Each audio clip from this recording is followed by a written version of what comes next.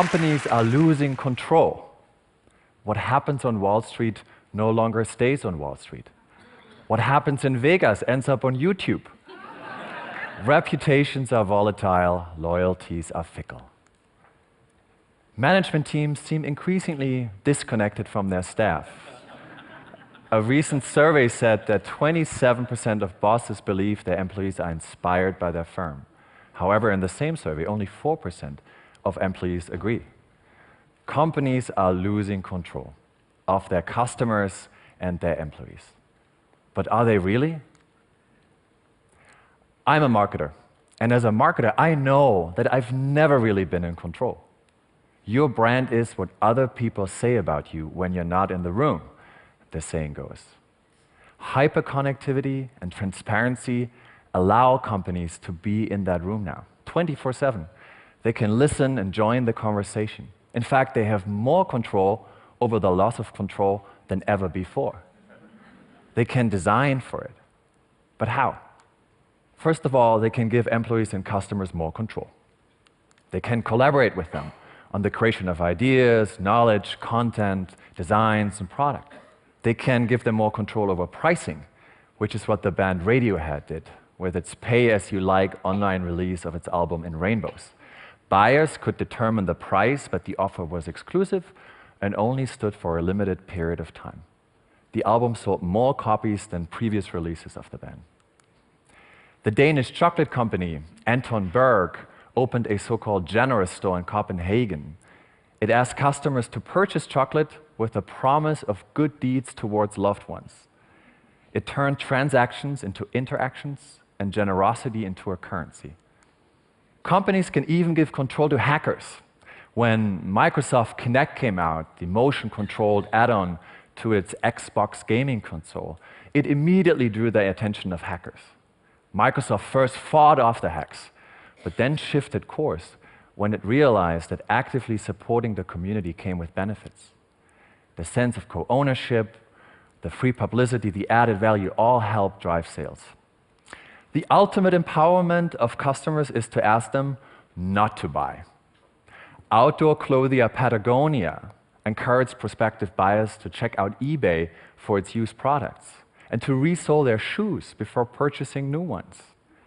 In an even more radical stance against consumerism, the company placed a "Don't buy this jacket" advertisement during the peak of shopping season. It may have jeopardized short-term sales, but it built lasting, long-term loyalty based on shared values. Research has shown that giving employees more control over their work makes them happier and more productive. The Brazilian company Semco Group famously lets employees set their own work schedules and even their salaries. Hulu and Netflix, among other companies, have open vacation policies. Companies can give people more control, but they can also give them less control. Traditional business wisdom holds that trust is earned by predictable behavior.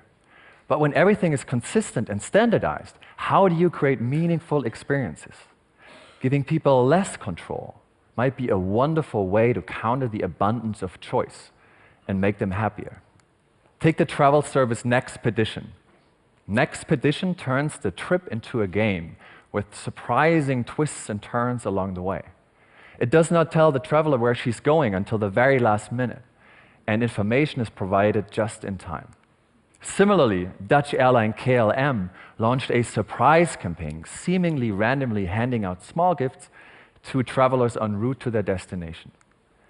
UK-based Interflora monitored Twitter for users who were having a bad day and then sent them a free bouquet of flowers. Is there anything companies can do to make their employees feel less pressed for time? Yes. Force them to help others. A recent study suggests that having employees complete occasional altruistic tasks throughout the day increases their sense of overall productivity. At Frog, the company I work for, we hold internal speed meet sessions that connect old and new employees, helping them get to know each other fast. By applying a strict process, we give them less control, less choice, but we enable more and richer social interactions. Companies are the makers of their fortune, and like all of us, They are utterly exposed to serendipity. That should make them more humble, more vulnerable, and more human. At the end of the day, as hyperconnectivity and transparency expose companies' behavior in broad daylight, staying true to their true selves is the only sustainable value proposition. Or as the ballet dancer Alonso King said, what's interesting about you is you. For the true selves of companies to come through, openness is paramount. But radical openness is not a solution, because when everything is open, nothing is open. A smile is a door that is half open and half closed, the author Jennifer Egan wrote. Companies can give their employees and customers more control or less. They can worry about how much openness is good for them and what needs to stay closed. Or they can simply smile and remain open to all possibilities. Thank you.